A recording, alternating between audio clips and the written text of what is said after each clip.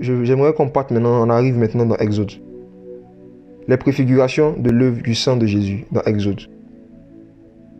Exode chapitre 4. Exode chapitre 4 à partir du verset 1. Donc, Exode chapitre 4. À partir du verset 1. C'est une histoire qu'on connaît. C'est Moïse par rapport au buisson Adam. Je vais rapidement parler du background, ce qui s'est passé avant en fait. Exode chapitre 4. C'est que le Seigneur avait rencontré Moïse dans un buisson. Il avait envoyé, il dit, ah, mon peuple est en train de souffrir, tout ça. Je suis venu te voir, va leur parler, va, je vais racheter mon peuple, je vais les libérer. Et Moïse a commencé maintenant à donner des prétextes au Seigneur pour ne pas accepter sa mission. Et tous les prétextes qu'il a envoyés, c'était légitime. Et parmi ces prétextes-là, il a parlé de ses faiblesses humaines en fait, en tant qu'homme.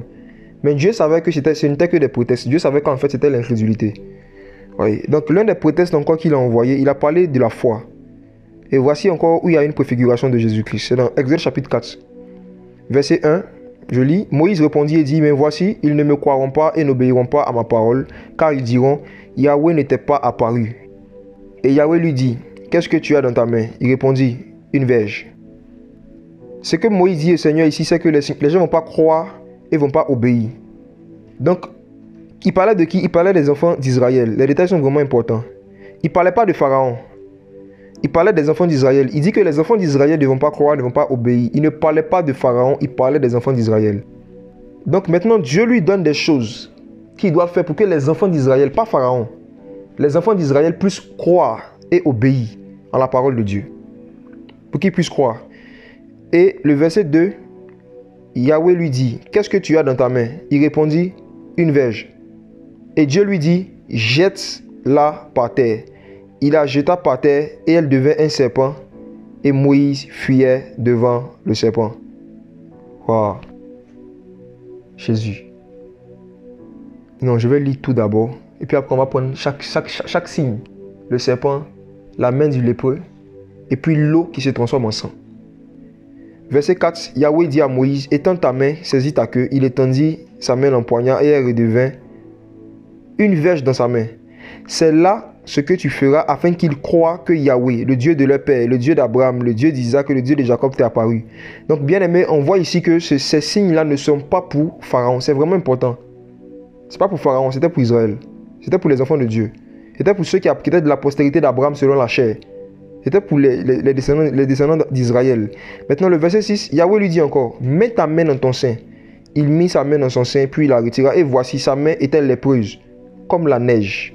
Et Dieu lui dit, remets ta main dans ton sein. Il remit sa main dans son sein et il la retira de son sein. Et voici, elle était redevenue comme le reste de sa chair. Mais, ça fait 2 signes que le Seigneur a donné. Maintenant, le Seigneur donne un 3e signe. Mais s'il arrive qu'ils ne te croient pas et qu'ils n'obéissent pas à la voix du premier signe, ils croiront à la voix du second signe. Donc, chaque signe avait une voix. Chaque signe avait un message. Chaque signe que Dieu a donné à Moïse contenait un message, une voix, une révélation de Jésus-Christ. Chaque signe. Et le Seigneur leur dit que s'ils n'obéissent pas à la voix du premier signe, pas à ta voix toi Moïse, mais à la voix du premier signe, ils obéiront à la voix du second signe. Et verset 9, il dit, s'il arrive qu'ils ne croient pas à ces 2 signes et qu'ils n'obéissent pas à ta parole, tu prendras de l'eau du fleuve et tu la répandras sur la terre. Les eaux que tu auras prises du fleuve deviendront du sang sur la terre. Alléluia. Revoyons maintenant signe par signe. Le Seigneur parle de la voix du premier signe et la voix du second signe. Qu'est-ce que cela signifie? Qu'est-ce que ça représente? Qu'est-ce que ça peut représenter? Pour nous qui aujourd'hui sommes au temps de la vie, au temps de Jésus.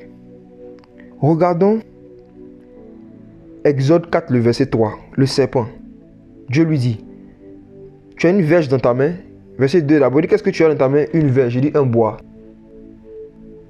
Donc le Seigneur est en train de dire comme ça à Moïse que l'un des éléments que je vais utiliser pour pouvoir me révéler à Israël, pas à Pharaon d'abord, mais aux enfants d'Israël, c'est quoi? Un bois. Un bois. Un bois. Voici une préfiguration de Jésus-Christ. Deuxième, ce bois, sa particularité, c'est que ce bois-là, il va devenir un serpent. Et quand il va devenir un serpent, en premier temps, Moïse va fuir ce serpent-là. Qu'est-ce que ça veut dire? Le Seigneur est en train d'annoncer comme ça que quand le Fils de l'homme va venir, quand le Messie va venir, il va être crucifié sur un bois.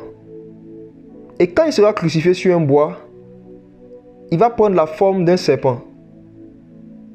Et à cause de la forme et de l'aspect dans lequel il sera, même Moïse, même ses proches vont le fuir. Et c'est exactement ce que Jésus-Christ homme a vécu. Jésus-Christ homme, quand il était crucifié, avant sa crucifixion, même, il a dit un jour aux gens qui l'écoutaient que de la même manière que Moïse a élevé le serpent dans le désert, de la même manière que Moïse a élevé le serpent dans le désert, le Fils de l'homme aussi sera élevé. En d'autres termes, il va avoir un temps où le Fils de l'homme va ressembler à un serpent. Il sera vu comme un serpent. Il sera vu comme ça.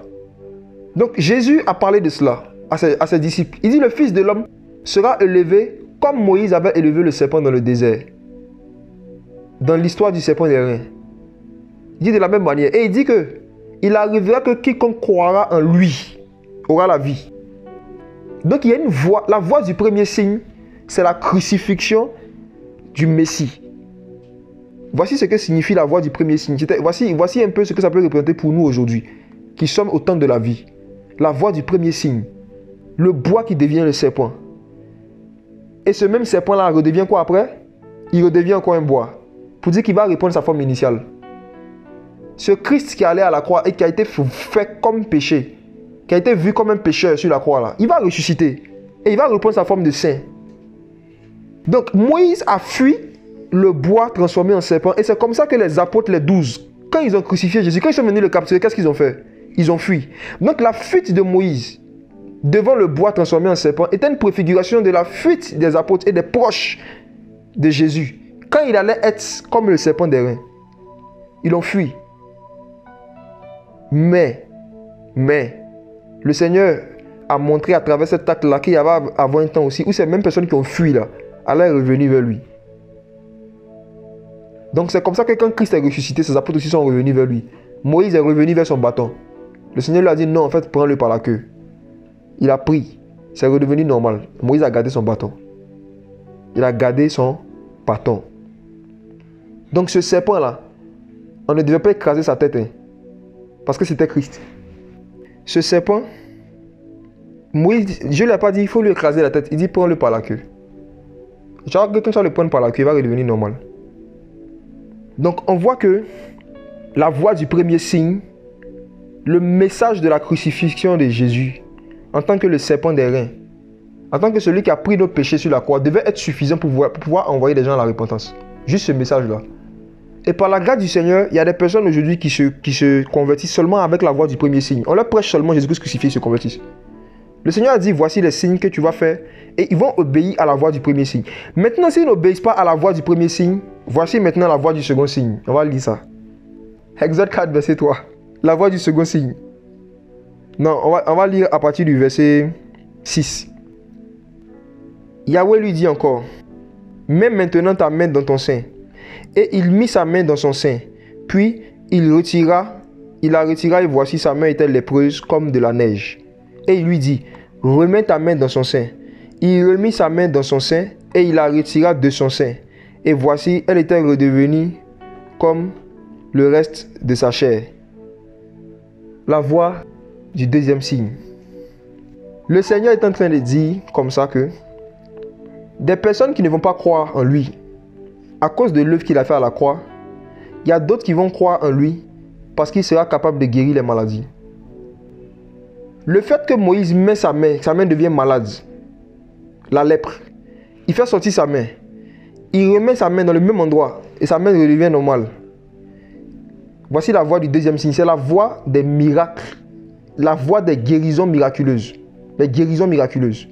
Parce que la lèpre était vraiment une maladie qui était vue comme incurable par onction. Je m'explique. Je sais que la plupart d'entre vous avez écouté le message sur la petite fille de Naaman, le Syrien. Et vous avez vu comment est-ce que le Seigneur avait dit dans Luc 4 qu'au temps d'Élisée, aucun lépreux n'avait été guéri. C'est pour dire que la guérison des lépreux, c'était quelque chose qui était très, très, très, très rare. Les gens savaient que Dieu guérissait certaines maladies, mais la lèpre seulement, là. Personne ne pouvait croire que Dieu pouvait guérir la lèpre. Personne. La lèpre était une maladie qui était vue par les enfants d'Israël comme étant quelque chose vraiment... Dieu est puissant, hein. Mais ça là seulement, hein. Ça ne peut pas guérir instantanément. Les guérisons instantanées de la lèpre, les gens n'y croyaient pas. Parce qu'après, même sous la loi, vous allez voir que le Seigneur avait donné une loi par rapport aux lépreux. Il avait dit que quand quelqu'un a la lèpre, il doit être mis où ça? Hors du camp.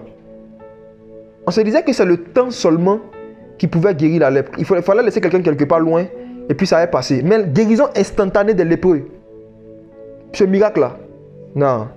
Donc il y a des guérisons instantanées que seul Dieu peut faire. Il y a des guérisons instantanées que seul Jésus peut opérer. Il y a des guérisons instantanées là, seul Jésus peut opérer. Et le Seigneur a dit à Moïse que s'ils n'obéissent pas à la voix du premier signe, ils vont croire, ils vont obéir à la voix du second signe. Et vous allez voir qu'il y a des personnes, on leur prête Jésus-Christ crucifié, ils ne croient pas. Mais quand ils voient des guérisons instantanées, quand ils voient certaines guérisons instantanées, ils se convertissent. Donc ces deux choses-là sont importantes dans l'évangile. C'est pour cela qu'à la croix, il a pris non seulement nos péchés, mais il a porté aussi nos maladies. La voix du second signe. Il a pris nos péchés, il a pris aussi nos maladies. On connaît le passage d'Ésaïe 53. Donc quelqu'un qui prêche seulement le pardon des péchés, il prêche un évangile incomplet. Et il prêche un évangile, il prend le risque dans son service de voir un minimum de gens qui se convertissent. Parce qu'il y a des gens qui croient seulement à la voix du premier signe. Le message sur le pardon des péchés, Jésus-Christ crucifié, il a pris nos péchés et ils croient ça simplement. Il y a des personnes qui ne croiront pas tant qu'ils n'auront pas vu la voix du second signe.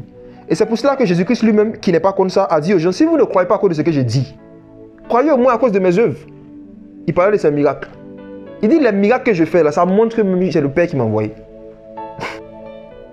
Donc, moi je ne suis pas d'accord quand des prédicateurs disent que, voilà, quand on évangélise, les gens doivent croire seulement. Ils n'ont pas besoin de voir, on n'a pas besoin de miracles. S'il y a des gens, ils veulent voir forcément les miracles, les amis. Les miracles, ce n'est pas la volonté de l'homme, hein, c'est la volonté de Dieu. C'est Dieu même qui a dit veut faire un miracle, ce n'est pas nous.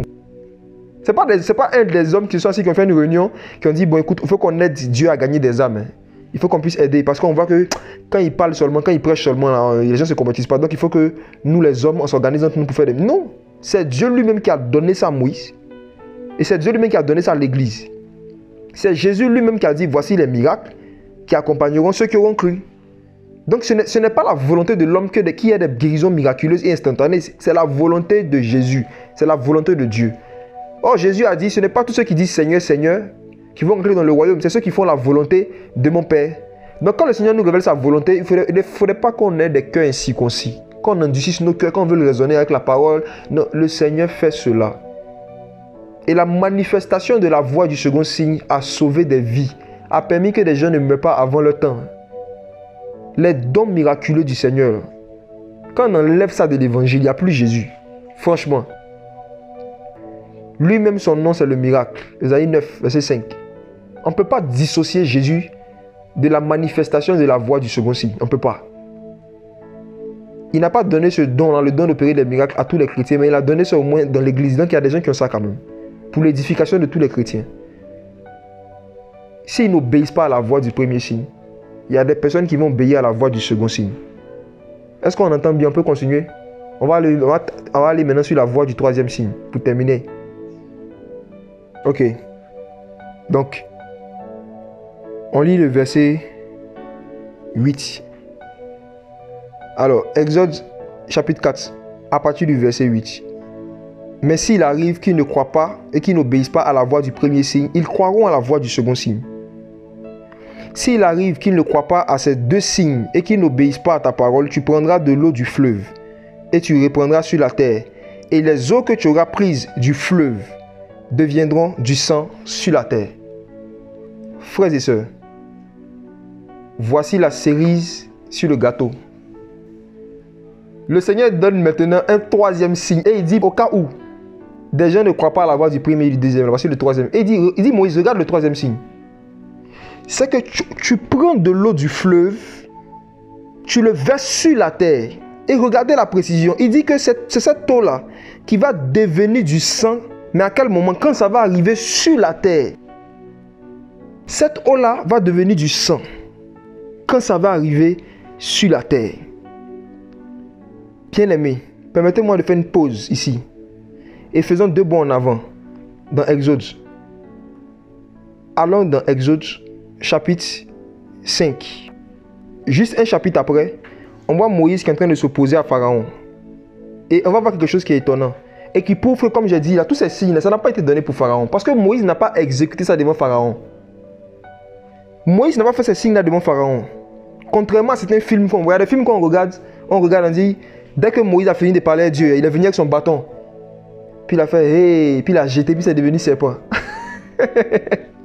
C'est pas ce qu'il y a dans nos Bibles. Hein. Non. Regardez, après quand Moïse est parti chez Pharaon, regardez ce qui s'est passé. Exode chapitre 5, verset 1. Après cela, Moïse et Aaron se rendirent auprès de Pharaon et il lui dit, ainsi parle Yahweh, le Dieu d'Israël, laisse aller mon peuple afin qu'il me célèbre une fête solennelle dans le désert. J'aimerais vous dire quelque chose, bien aimé. Le but pour lequel le Seigneur nous a fait sortir du monde, c'est pour qu'on fête. C'est pour qu'on fête. C'est pour ça qu'il y a des chrétiens qui peuvent faire une semaine, c'est en joie, qui sont toujours bizarres. C'est pas normal. On a été rachetés pour fêter. La vie chrétienne est une vie de joie. C'est pour cela que même dans le désert, on voit que le Seigneur, quand il a fait sortir Israël d'Égypte, il a mis ce qu'il appelait les 7 fêtes de Yahweh. Il dit, laisse partir mon peuple, ils vont sortir pour aller fêter un peu. Quels sont ces chrétiens qui ne fêtent jamais, qui ne rient jamais, qui ne se réjouissent jamais? Ils ne rigolent jamais. Jésus aime fête que nous tous ici réunis. Il n'y a pas quelqu'un parmi nous ici qui aime fête que Jésus. Il n'y a pas. Je ne connais pas quelqu'un dans ma vie qui aime fête que Jésus. Je n'en connais pas. Même quand un seul péché se répand, il organise fête. Un seul péché, il y a fête. Jésus aime fête. Ce n'est pas seulement au ciel, sur la terre ici. Jésus aime fête. Il aime qu'on se glorifie dans sa présence, qu'on se réjouisse dans sa présence. Jésus aime fête. Il laisse partir mon peuple afin qu'il me célèbre une fête. On ne peut pas fêter en Égypte. Non, non, ce n'est pas la fête des Égyptiens. Non, non, non. Je suis pas en train de parler d'anniversaire. Parce que si le Seigneur voulait que son peuple fête anniversaire, il allait rester en Égypte. C'est là-bas même qu'anniversaire est quitté. Ce n'est pas anniversaire qu'il est en train de parler. Au contraire, il dit sortez des fêtes d'Égypte, sortez des fêtes païennes. Je vais vous montrer d'autres fêtes. Sortez. Je vais vous montrer des fêtes. Et on regarde maintenant le verset 2. Pharaon dit, qui est Yahweh pour que j'obéisse à sa voix et que je laisse aller Israël? Je ne connais pas Yahweh et je ne laisserai pas Israël. Regardez ce que Pharaon a dit. Pharaon a dit quoi? Qui est Yahweh pour que j'obéisse à quoi? À sa voix. Donc, si les signes que Dieu avait donnés à Moïse étaient pour Pharaon, il allait lui faire entendre la voix du premier signe, la voix du second signe, la voix du troisième signe. Moïse est venu sans miracle la première fois qu'il est allé croiser Pharaon. La première fois, il est venu sans miracle. Si vous regardez des films de Moïse, où dès qu'il a fini de parler à le Seigneur, la première fois en même temps, il y avait des miracles. Ils ont sauté Exode chapitre 5. Il est venu sans miracle. Et il dit, mais qui est ce Dieu dont tu parles pour que j'obéisse à sa voix? Maintenant, verset 3, il dit, le Dieu des Hébreux est venu au-devant de nous, permet-nous de faire 3 journées de marche dans le désert, et nous sacrifierons à Yahweh, notre Dieu. Regardez ce que Moïse dit ici. Est-ce que c'est écrit comme ça dans votre version? 3 journées de marche. 3 journées. 3 journées de marche dans le désert. Qui c'est écrit comme ça dans sa version? 3 jours de marche. Ok? Bien aimé. Mes frères et sœurs en Jésus. Est-ce que la marche d'Israël dans le désert a duré 3 jours? Non. Ça a duré combien de temps? 40 ans. Donc, de quoi Moïse parlait ici? Le Dieu des Hébreux est venu devant nous. Permets-nous de faire 3 jours de marche dans le désert. Que nous sacrifions à notre Dieu. De peur qu'il ne nous frappe de la peste ou par l'épée. Bien-aimés, les 3 jours que Jésus a passé dans le tombeau, il est en train de faire la marche pour nous. Il est en train de marcher pour nous. Pour qu'on puisse ressusciter ensemble. C'est pour cela que Paul dit, il nous a ressuscités ensemble. Comment est-ce qu'on peut dire que nous sommes ressuscités avec Christ? On n'a pas fait 3 jours, quelque part. Spirituellement parlant, on a fait 3 jours de marche dans le désert. Et c'est après cela qu'aujourd'hui on est capable de pouvoir sacrifier. On est capable de pouvoir être des sacrificateurs. On n'aurait pas pu être des sacrificateurs s'il n'y avait pas quelqu'un qui avait fait 3 jours pour nous. Dans le séjour des morts. Et il s'appelle Jésus. Jésus. Donc Moïse, dans ses propos, était un mélange de prophéties et puis en même temps des paroles qui concernaient Israël. C'est trop condensé. On ne peut pas parler de tout en détail. Le temps nous manquerait. Si je devais rentrer dans chaque détail des phrases et des mots que Moïse a dit, tout parlait de Jésus. Donc avançons un peu. Verset 5. Pharaon dit aussi, voici le peuple de ce pays est maintenant en grand nombre et vous lui ferez cesser leurs travaux forcés. En ce jour-là, Pharaon donna cet ordre aux oppresseurs, établis sur le peuple et ses commissaires en disant, vous ne donnerez plus de paille à ce peuple pour faire des briques comme auparavant, mais qu'ils aillent eux-mêmes se ramasser des pailles. Néanmoins, vous leur imposerez la quantité de briques qu'ils faisaient auparavant, sans en rien diminuer. Car ils sont paresseux, et c'est pour cela qu'ils crient en disant, allons et sacrifions à notre Dieu. Qu'on leur impose encore plus de travail ces gens, et qu'ils s'en occupent, et qu'ils ne prêtent pas attention aux paroles de mensonges. Vous voyez ce qui s'est passé? Pharaon s'est fâché. Il s'est fâché. Il dit, ah bon, toi tu te lèves comme ça, toi tu suivais un mouton, tu te lèves comme ça, et puis tu viens, tu me dis que toute ma main d'œuvre, tout mon personnel, de les renvoyer, ils vont aller s'amuser au désert. Ah bon? D'accord, je vais augmenter le travail, je vais augmenter les charges. Comme vous êtes paresseux, c'est pour cela que vous demandez cela. Voici la réaction de Pharaon. Et vous allez voir que dans beaucoup de films de Moïse, malheureusement, il n'y a pas cette partie-là. On montre un Moïse qui est venu, et puis il a commencé à montrer la voie du premier signe, la voie du second signe, les amis. On va avancer un peu, vous allez voir que Moïse n'a jamais fait ça en fait devant Pharaon. Il a seulement montré 2 signes aux enfants d'Israël. Vous pouvez lire ça dans Exode chapitre 4 dans la suite. Quand Aaron est venu le rencontrer, il a parlé des signes à Aaron et il allait reproduire ces signes-là en présence des enfants d'Israël. Juste les 2 signes. Juste les 2 signes. Mais il y a un signe qui est resté en suspens, que c'est Christ qui devait accomplir. Le fleuve qui devient du sang. Mais quand on voit ici dans Exode chapitre 5, on voit que Moïse est venu premièrement devant Pharaon sans signe et Pharaon s'est endurci lui-même. Et dans cette partie-là, les amis, ce n'est pas Dieu qui a endurci le cœur de Pharaon.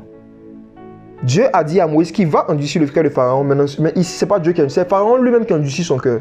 Et c'est parce que Dieu savait que Pharaon lui-même allait endurcir son cœur, c'est pour ça que Dieu a décidé d'endurcir encore. C'est pour cela, aujourd'hui, si vous entendez sa voix, n'endurcissez pas votre cœur.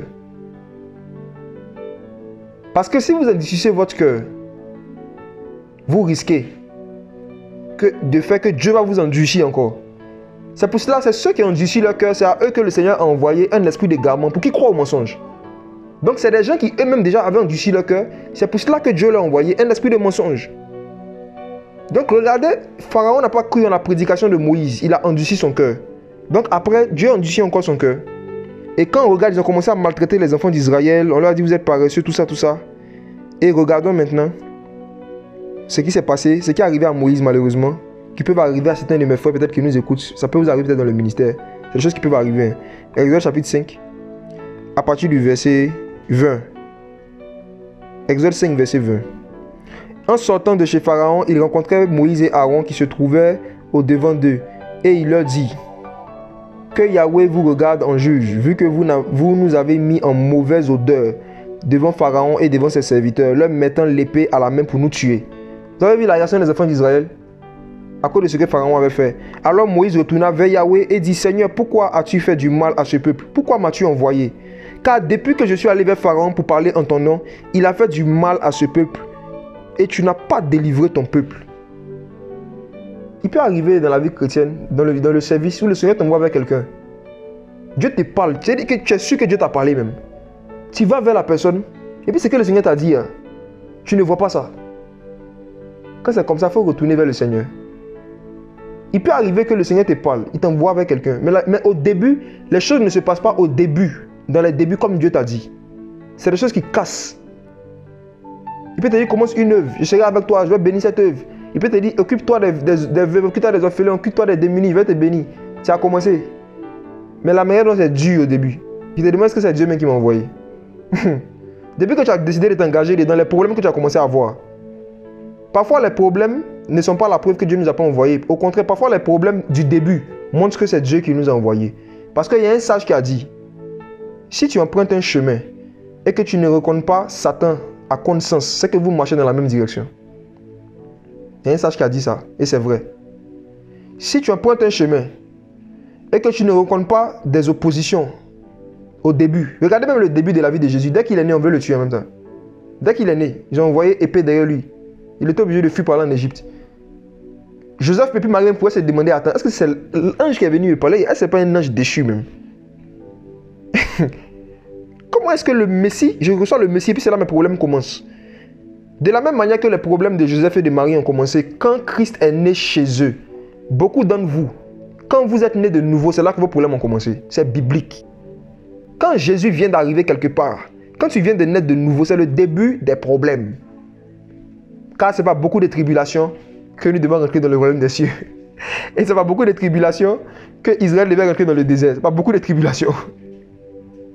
Donc si on t'a prêché un évangile mielleux, un évangile sucré, sans herbe amère, on t'a présenté un agneau qui n'a pas d'herbe amère, ce n'est pas l'agneau de Dieu.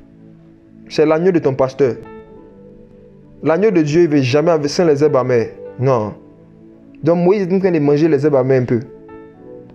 Le Seigneur était là quand il parlait à Pharaon. Dieu pouvait se glorifier. Dieu pouvait envoyer une nuée dans le temple de Pharaon. Dieu pouvait envoyer les anges. Comme ça, Pharaon allait croire en même temps. Dieu n'a pas fait ça. Il a laissé Moïse souffrir un peu. Donc mes amis, vous qui venez de commencer une œuvre là, ne soyez pas pressés de commencer à voir certaines manifestations ou certaines choses de Dieu. Souffrez un peu. Laissez le Seigneur. Acceptez au début là d'être méconnu. Acceptez d'être rejeté. Acceptez que personne ne vous écoute. Voilà. Acceptez que même regardez les mêmes personnes qui criaient Amen quand Moïse prêchait au verset 4. Les mêmes viennent lui dire, tu vois, tu as envoyé Pharaon derrière nous pour nous tuer. Vous qui prêchez l'évangile, apprêtez-vous. Hein. Des gens que vous avez évangélisés, les mêmes gens vous appellent pour vous dire, depuis que j'ai accepté ton évangile là, l'évangile est devenu pour toi. Depuis que j'ai cru en ton Dieu, depuis que vous êtes venu me parler là, j'ai des problèmes chez moi à la maison. Vous êtes venu me créer des problèmes. Ah oui, parce que depuis le temps de Moïse, les messages qui concernent Christ créent des problèmes à ceux qui les portent. Il était attaqué par Pharaon, Moïse était attaqué aussi par le peuple. Il était au milieu, il était obligé d'aller vers Dieu. Pour dire, Seigneur, c'est toi qui m'as appelé ou pas? Maintenant, regardez la réponse du Seigneur. Exode chapitre 6, verset 1. Exode 6, verset 1. Et Yahweh dit à Moïse, tu verras maintenant ce que je ferai à Pharaon. Car par une main puissante, il les laissera aller. Étant contraint par ma main puissante, il les chassera de son pays. Dieu parla encore à Moïse et dit, je suis Yahweh. Je suis apparu à Abraham, Isaac et Jacob comme le Dieu Tout-Puissant, mais je ne me suis pas fait connaître dessous mon nom Yahweh. Vous voyez, Moïse vient voir Dieu pour lui parler d'un problème de Pharaon et du peuple qui se sont soulevés contre lui. Et le Seigneur lui répond en lui disant que je vais manifester ma main puissante devant Pharaon. Donc les signes que le Seigneur avait donnés premièrement, c'est la même puissance qu'il avait fait voir à Moïse. Je répète, ce n'était pas pour Pharaon au départ, c'était pour les enfants d'Israël. C'est maintenant ici là que le Seigneur maintenant va donner des signes pour Pharaon. Et ici, le Seigneur dit qu'il va montrer sa puissance et il commence maintenant par parler de son nom. Parce que Moïse est venu lui demander encore, comme tout à l'heure, comme dans Exode 3, Seigneur, quel est ton nom? Est-ce qu'il n'a pas demandé son nom?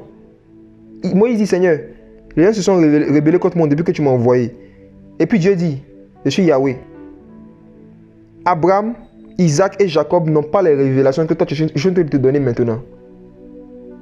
La réponse que Dieu te donne à Moïse, c'est la même réponse qu'il donne à beaucoup d'entre vous qui avez l'impression que vous avez commencé à avoir des problèmes depuis que vous êtes devenus chrétiens. Quand vous venez d'adresser au Seigneur, regardez la réponse qu'il vous donne ce soir. Il dit, il y a des révélations que tu es en train d'avoir actuellement là, que Abraham, Isaac et puis Moïse n'ont pas eu. À travers les souffrances par lesquelles tu es en train de passer. Il y a des révélations sur mon nom que Abraham, Isaac et Jacob ne connaissaient pas.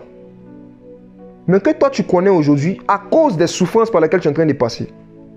En d'autres termes, quand tu passes par des souffrances, il ne faut pas chercher la solution pour ne plus souffrir. Il faut chercher la révélation du nom de Dieu qui est dans les souffrances par lesquelles tu es en train de passer. Quel est l'aspect de Jésus qui veut te faire expérimenter et puis il te laisse souffrir comme ça? C'est la réponse que quelqu'un vient de donner à Moïse. Il dit, je suis Yahweh. Je ne me suis pas révélé à Abraham, Isaac et à Jacob comme Yahweh. Je me suis révélé à eux en tant que le Dieu Tout-Puissant. C'est toi qui es en train d'avoir la révélation de Yahweh. Donc ça déjà, c'est pas rien. Il y a quelque chose... On va revenir dans Exode chapitre 6, mais j'avais vraiment même ça à cœur pour quelqu'un, avant même qu'on commence le moment. On va lire un passage dans Ecclésiaste. Il y a certaines personnes qui écoutent ce message et qui se demandent, hey, avant ma vie était mieux. Avant je ne souffrais pas. Pourquoi est-ce que c'est maintenant que je souffre comme ça? Si je pouvais revenir au temps d'avant, hey, moi dans mon avant, est-ce que tu me connaissais avant? Il y a beaucoup de personnes aujourd'hui qui regrettent leur passé et qui se disent que le temps d'avant est mieux que le temps qu'ils sont en train de vivre aujourd'hui. Pourquoi? Parce qu'avant, ils souffraient moins. Or, regardons ce que le Seigneur nous dit dans le livre d'Ecclésiaste. Ecclésiaste 7, verset 9 à 10. Ecclésiaste 7, verset 9 à 10. Je lis. Ne te précipite pas en ton esprit de t'irriter, car l'irritation repose dans le sein des insensés. Ne dis pas d'où vient que les jours passés ont été meilleurs que ceux-ci, car ce n'est pas la sagesse, ce n'est pas par sagesse que tu demandes cela. Je relis. Ne dis pas d'où vient que les jours passés ont été meilleurs que ceux-ci, car ce n'est pas par sagesse que tu demandes cela. Le Seigneur est en train de te dire ici, toi, mon frère, ma soeur qui écoute ce message, que le regret de son passé glorieux, le regret d'un passé où il y avait moins de souffrance, est une manifestation du manque de sagesse. Je rembobine. Dieu te dit que le fait de regretter les jours où tu souffrais moins qu'aujourd'hui, ce n'est pas la sagesse qui te pousse à demander cela. Donc c'est quoi? C'est la folie. Donc ton niveau de regret de ton passé meilleur te donne une nette idée de ton niveau de sagesse. Oh Jésus. Ne dis pas d'où vient que les jours passés ont été meilleurs que ceux-ci. Voici une information qui va consoler beaucoup d'entre vous qui écoutez ce message. La manière dont Dieu a créé les temps, ce que tu es en train de vivre aujourd'hui, est toujours meilleur que ce que tu as vécu dans le passé. Dans la pensée de Dieu, quelqu'un qui lui appartient, qui est son enfant, quelqu'un qui vit dans sa volonté de la sanctification, ses jours d'aujourd'hui sont meilleurs que ses jours du passé. Maintenant, quels sont les critères sur lesquels on se base pour dire que tel jour est meilleur, tel jour est pire? C'est parce qu'on n'a pas les mêmes critères que le Seigneur, que souvent on a l'impression que nos jours d'aujourd'hui sont pires que les jours du passé et que les jours du passé sont meilleurs qu'aujourd'hui. Malheureusement, nous en tant que des humains, notre critère pour évaluer ce qui est meilleur, c'est le niveau de souffrance. Malheureusement. Si hier je souffrais moins qu'aujourd'hui, je me dis que les jours passés sont meilleurs que ceux-ci. Or, malheureusement, de la même manière que le ciel est levé au-dessus de la terre, c'est comme ça que les pensées de Dieu sont levées au-dessus de nos pensées. Le Seigneur, ce n'est pas sur l'intensité des souffrances par lesquelles on passe. Ce n'est pas en fonction de ça qu'il désigne que tel jour est meilleur. Les jours que tu vives aujourd'hui sont meilleurs que les jours du passé. Parce qu'il y a des choses que tu ne savais pas sur Dieu hier, que Abraham, Isaac et Jacob ne savaient pas, mais que toi tu sais aujourd'hui. Donc Dieu considère que tes jours d'aujourd'hui sont meilleurs que les jours passés. Alléluia. Il y a des souffrances, si tu n'étais pas passé par là, il y a des révélations de Jésus-Christ que tu n'aurais pas eues. Il y a certaines souffrances, si tu n'avais pas vécu ça, il y a certaines humiliations, certaines injustices. Si tu n'avais pas vécu ça, il y a des sagesses, il y a des connaissances que tu n'allais pas avoir. Donc le fait qu'aujourd'hui, tu connais ce que tu ne connaissais pas hier, le fait qu'aujourd'hui, tu sais ce que tu ne savais pas hier, les jours d'aujourd'hui sont meilleurs que les jours passés, même si tu souffres plus que dans les jours passés. Donc ne dis pas d'où vient que les jours passés sont meilleurs que ceux-ci. Ce n'est pas la sagesse qui te pousse à demander cela. Parce que si tu regardes la sagesse que tu as acquis aujourd'hui, la sagesse même va te dire, ne regrette pas de m'avoir acquise. Il ne faut pas regretter. La sagesse ne peut pas te pousser à demander cela. La sagesse ne peut pas te pousser à regretter les jours passés. La sagesse va te dire, il faut bénir Dieu pour les jours passés. Parce que ce n'est pas sûr que ce qui t'est passé par là, tu allais m'avoir aujourd'hui. C'est la sagesse qui te parle ce soir. La sagesse de Dieu est en train de te parler, mon frère, ma soeur. La sagesse de Dieu est en train de parler à ton cœur. La sagesse de Dieu te dit, il ne faut pas dire que les jours passés sont meilleurs que ceux-ci. Parce que dans les jours passés, je n'étais pas dans ta vie. Mais aujourd'hui, tu es sage. Dans certains domaines, tu es prudent dans certains domaines. Il y a des erreurs que tu ne vas plus commettre parce que tu as acquis la sagesse. Donc, je termine en répétant, ne dis pas d'où viennent que les jours passés sont meilleurs que ceux-ci. Ce n'est pas la sagesse qui te pousse à demander cela. Ne regrettez jamais votre passé quand vous êtes en Jésus. Jamais. Ne laissez pas Satan et les démons faire regretter votre passé. Jamais. Le Seigneur utilise toutes choses pour sa gloire. Même votre passé sale, votre passé ténébreux. Même votre passé sale, le Seigneur utilise ça pour sa gloire. Il y a des personnes Si vous n'avez pas eu le passé que vous aviez, votre évangile n'aurait pas eu le poids qu'il a aujourd'hui. Votre témoignage, votre foi ne serait pas affermie comme elle est aujourd'hui. Donc Dieu a utilisé toutes choses pour sa gloire. Quand le sang de Jésus vient quelque part, il y a quelque chose qui se passe, qu'on appelle le recyclage spirituel. Il y a quelques années, je crois il y a 2 ans, on avait fait une conférence, on avait mis ça en vidéo. On va vous donner la vidéo après, pour ceux qui connaissent ça, vous allez voir. Le recyclage. Le recyclage, c'est quoi? C'est utiliser des déchets pour faire des bonnes choses. C'est utiliser des déchets. Utiliser des choses que tout le monde rejette, des choses qui sont sales, pour faire des bonnes choses. C'est ça le recyclage. Et c'est exactement ce que Dieu fait quand il vient dans nos vies. Il te prend de la boue. Dieu prend la boue pour former l'homme. Nous avons été formés à partir de la poussière de la terre. Jésus peut te recycler, peu importe la boue dans laquelle tu as trempé. Il peut te recycler. Jésus utilise même la boue. Il n'y a rien qui est inutile. Quand tu viens en Jésus, toute ta vie commence à avoir un sens. Pourquoi? Tout commence à avoir un sens. Tout commence à avoir un sens. Pourquoi? À cause du sang de l'agneau. Donc ne dis pas d'où vient que les jours passés sont meilleurs que ceux-ci. Retournons dans Exode.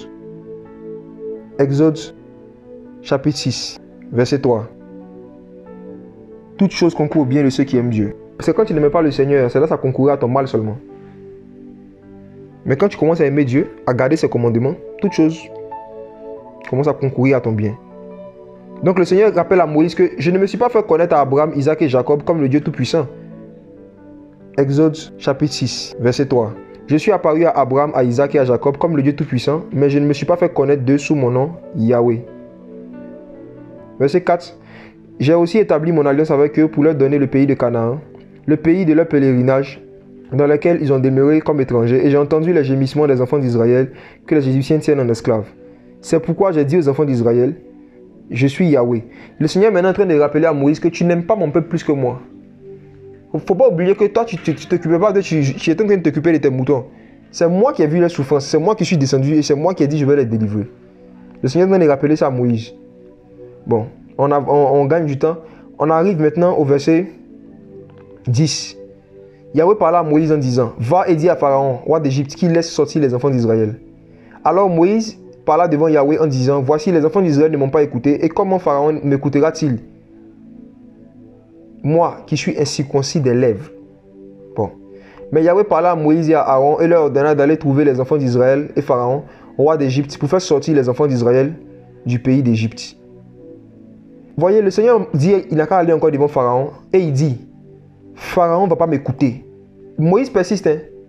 Il dit à Dieu, Pharaon ne va pas m'écouter. Il ne va pas m'écouter. Et on voit, qu'est-ce que le Seigneur fait?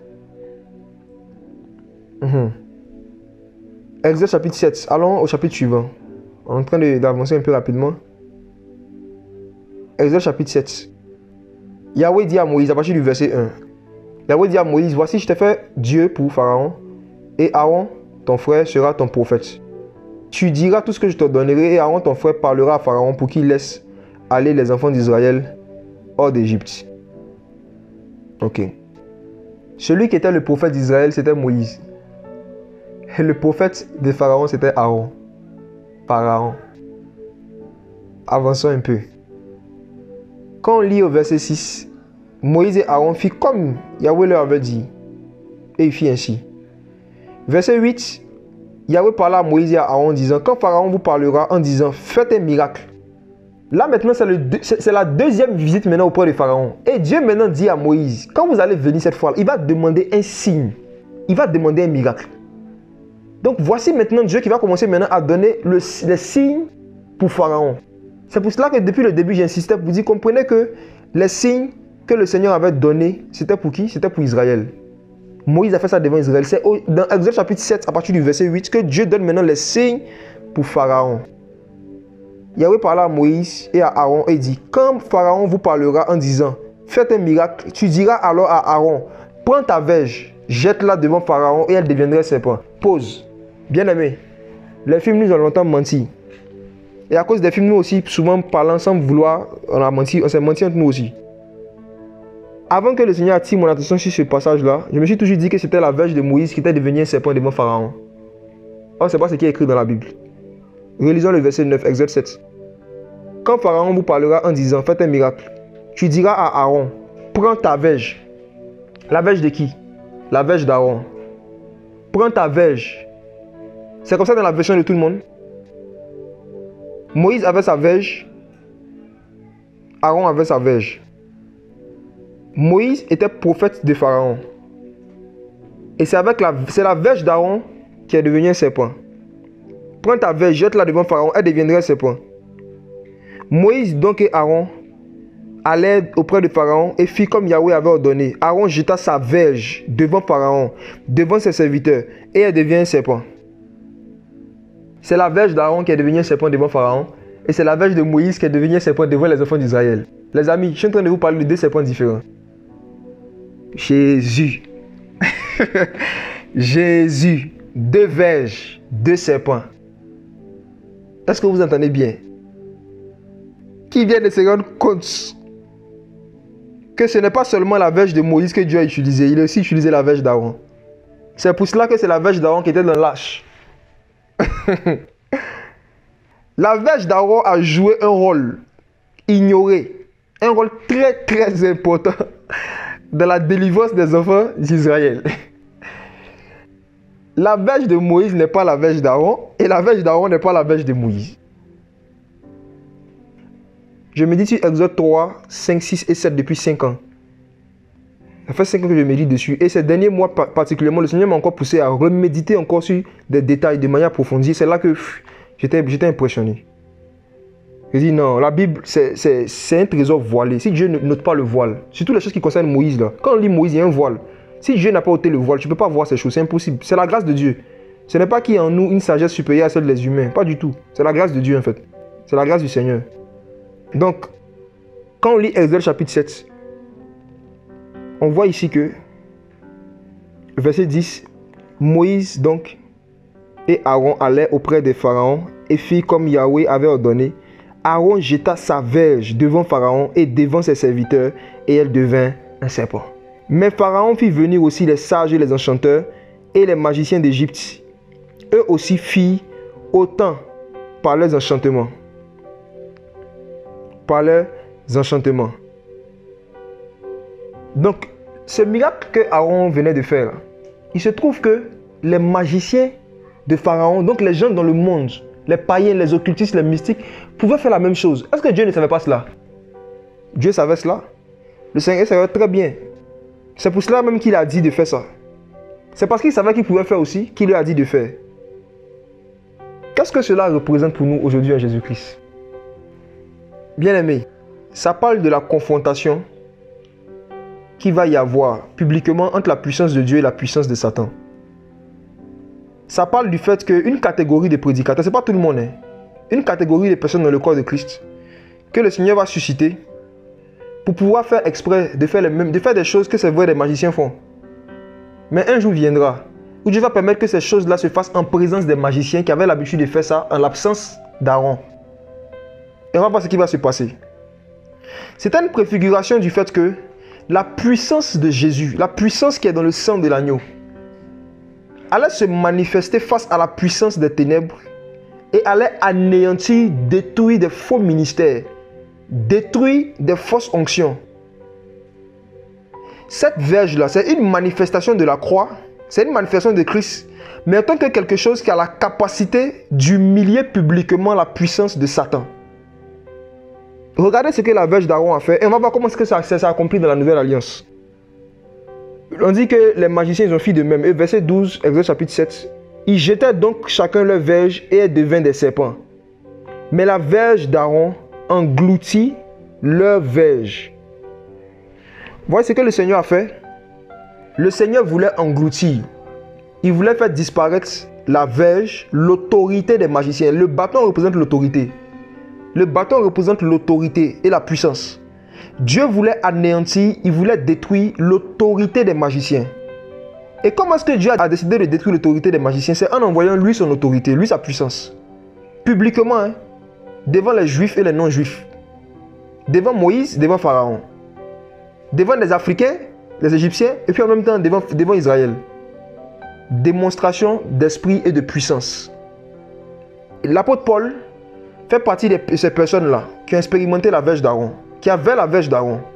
Il avait une autorité, il y a une onction que Dieu a mise sur sa vie qui faisait qu'il pouvait aller quelque part et puis humilier publiquement la puissance de Satan. Et regardons comment est-ce que la verge d'Aaron s'est manifestée dans le ministère de Paul. La Bible dit qu'il est allé, il prêchait l'évangile à un roi. Et il y avait un faux type qui se faisait appeler Bar Jésus. Il se faisait appeler fils de Jésus. Mais c'était un magicien. Et la Bible dit que lorsque l'apôtre Paul est venu, qu'est-ce qu'il a fait? Par la puissance du Saint-Esprit, il a dit que toi tu seras aveugle aujourd'hui. Et effectivement, le magicien est devenu aveugle. La verge d'Aaron a avalé sa verge. La puissance de l'agneau, la puissance de Jésus a fait disparaître sa puissance. Il est devenu impuissant. Et ça s'est passé devant qui? Devant un roi, le proconsul. Ça s'est passé devant un roi, comme ça s'est passé devant Pharaon.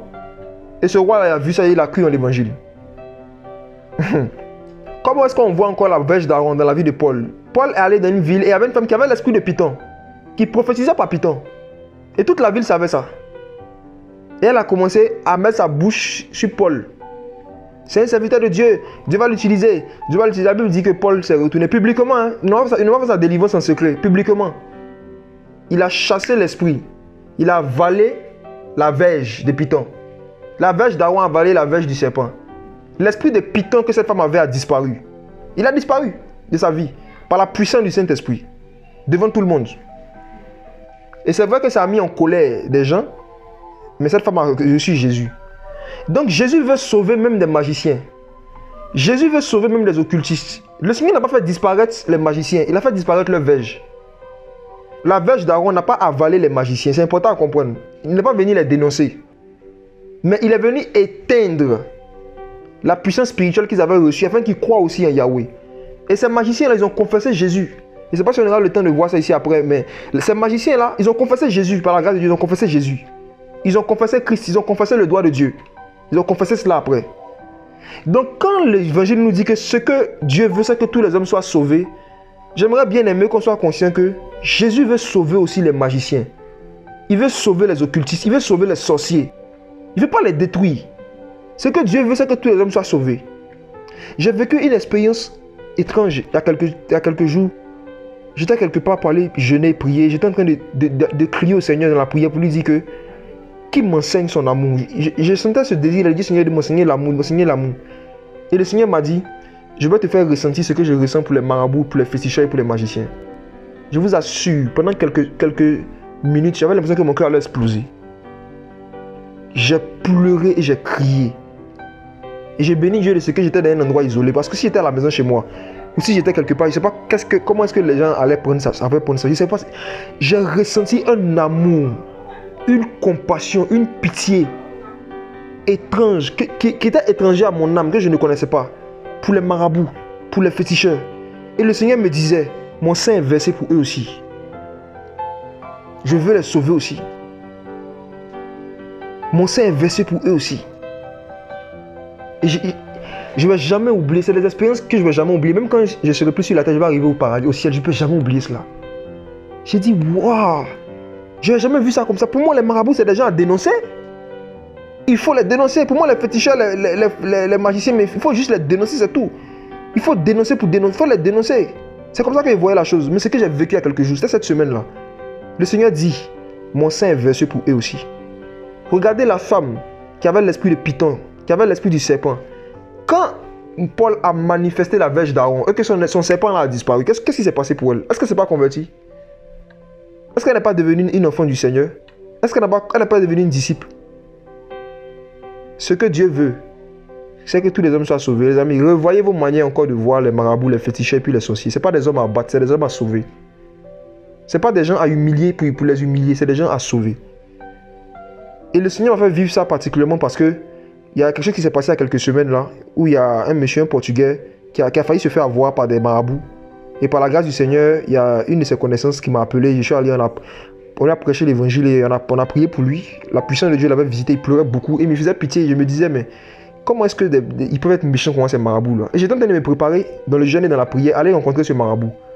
Je comptais appeler le Portugais là, à la fin du mois de juin, pour lui dire que allons voir le marabout qui voulait te voir. Il faut lui dire que je vais venir avec un ami. On va aller chez lui. Je me disais que j'allais arriver, j'allais vraiment lui prêcher l'évangile, non seulement ça, mais j'allais détruire tous ces médicaments, tous ces trucs qu'il fait, avec l'onction du Seigneur. Ouais, c'est des choses que j'ai déjà fait une fois quand même. Mais je me disais que j'allais partir le trouver cette fois-ci là pour détruire tous ces médicaments. Et c'était dans cet esprit là dans lequel j'étais. Et je prie, j'ai dit Seigneur, enseigne-moi sur ton amour, parle-moi. Puis le Seigneur dit, les marabouts là, je vais te faire ressentir ce que je ressens pour eux. Pouah, les gars. Une décharge d'amour incroyable. Une dose d'amour, un liquide de feu qui a commencé à parcourir mon corps comme ça. Ah! Et puis j'entends le Seigneur dire, je veux les sauver, mon sang est versé pour eux, mon sang est versé pour eux. Et il dit, non, ma visite chez le gars, je vais me calmer, je vais attendre. Et je vais repartir dans un autre état d'esprit. Je compte aller voir ce marabout là. Mais vraiment dans un autre état d'esprit. Je vais lui dire, j'ai une verge pour toi. Je vais venir le voir et dire, j'ai quelque chose pour toi. Tu ne connais pas le sang de l'agneau. C'est pour cela que tu joues encore avec le sang des animaux là. Je vais te parler d'un sang que tu ne connais pas. Et ce sang est versé pour toi. Et je suis convaincu par le Seigneur qu'il y aura des féticheurs et des marabouts qui vont se convertir. Parce que les éclairages que Dieu est en train de me donner sur son sang, ça a changé ma vie. C'est en train de changer ma mentalité complètement. Le sang de Jésus est versé pour tous les pécheurs. Tous les pécheurs, sans exception. Sans exception. Donc, on voit que le Seigneur a avalé la verge. Mais il n'a pas tué. Il n'a pas dit au serpent d'Aaron de les piquer et de les tuer. Non. Il voulait qu'eux aussi croient. Il voulait qu'eux aussi abandonnent la magie. Et il y avait l'histoire aussi de Philippe qu'on voit, qu'avec la verge d'Aaron, il allait en Samarie, il y avait un magicien. Quand Philippe a prêché l'évangile, le magicien avait dit qu'il a cru. Malheureusement pour lui, il n'a pas cru comme on doit croire pour être sauvé. Mais au moins, sa puissance a éteint. Il n'avait plus de serpent. Sa verge a disparu, il n'a plus d'autorité. La puissance du Saint-Esprit, la puissance de Christ est venue éteindre son autorité. Complètement. Complètement. Et c'est ce qui s'est passé avec la verge d'Aaron. Et c'est pour cela que dans l'Arche, le Seigneur a demandé qu'on mette cette verge-là, pas la verge de Moïse. Hein. C'est l'une des raisons. La verge d'Aaron, ça c'est tout un autre message. Hein. On pourra par la grâce du Seigneur tout ça parler de ça d'autres fois. Ça concerne Christ aussi. Mais quand vous voyez la verge d'Aaron, depuis ce jour ici, jusqu'à ce qu'on arrive, où les gens se sont levés contre lui, ou pour savoir qui est vraiment approuvé de Dieu, Dieu a dit de mettre les verges. La verge qui va porter du fruit. Et cette verge-là qu'il aura choisie, etc., etc. Il y a beaucoup de messages dans la verge d'Aaron. Mais comme on est en train de parler du sang de Jésus, je voulais vraiment faire un zoom sur cette partie-là, cet aspect de la verge d'Aaron. Pour dire que Aaron a joué un rôle aussi, en fait, dans le salut d'Israël. Par rapport aux Égyptiens surtout. Et maintenant, par rapport au dernier signe, je vais terminer avec l'eau qui se transforme en sang. On va terminer avec le dernier aspect. Et ce dernier aspect-là, on devrait revenir dessus. Et dans Exode chapitre 7, qu'est-ce qu'on voit? Quand il y a eu l'épisode du serpent, l'autorité des autres a disparu. La verge d'Aaron a avalé les bâtons des autres gars. Ils n'avaient plus de bâtons et tout ça. Et qu'est-ce qui s'est passé maintenant? Le Seigneur dit à Moïse, le cœur de Pharaon est endurci. Il a refusé de laisser aller le peuple. Va-t'en dès le matin, tout ça. Et puis, bon, pour gagner un peu de temps, ceux qui le soient peuvent lire après. On voit que, on dit à ceci, tu sauras que je suis Yahweh. Je vais frapper la verge qui est dans ma main, les eaux du fleuve, et elles seront changées en sang. Et le poisson qui est dans le fleuve mourra, le fleuve deviendra puant, les Égyptiens éprouveront du dégoût à boire les eaux du fleuve. Yahweh parla aussi à Moïse, il dit à Aaron, prends ta verge, étends ta main sur les eaux des Égyptiens et sur leurs rivières. Ok.